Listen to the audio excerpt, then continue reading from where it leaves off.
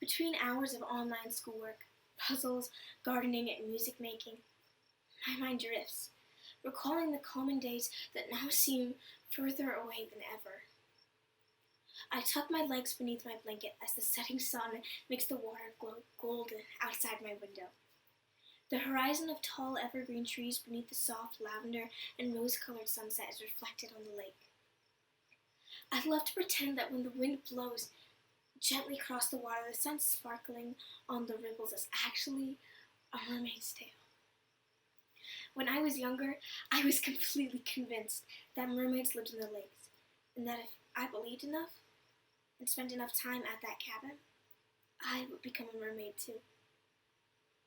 When I wasn't dreaming about mermaids, I was probably waiting and wishing for the fairies to reveal themselves to me.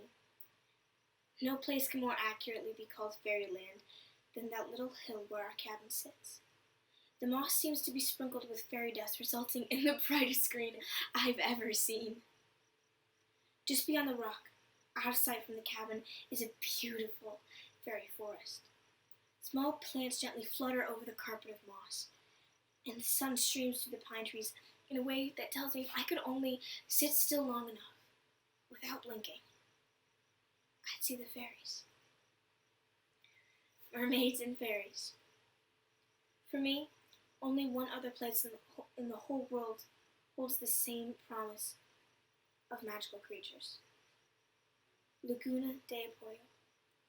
The small tourist location in Nicaragua sits nestled in a picturesque valley surrounding the calmest lake I've ever seen.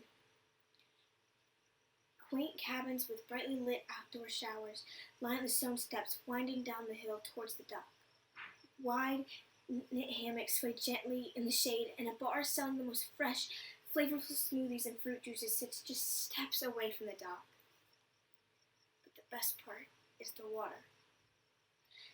The light is slightly heated by geothermal activity, creating the perfect temperature for drifting in an inner tube for hours. My favorite moments are when my sisters and I are playing, and I pause for a moment underwater, my hair gently billowing around my head. The vivid blue-green water is crystal clear.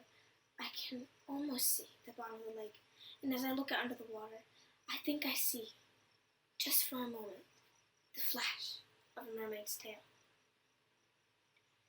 If there are any places in the world where mermaids and fairies do exist, they are up north in the cabin and nestled in the valley at Laguna de Apoyo. It's been too long since I visited either.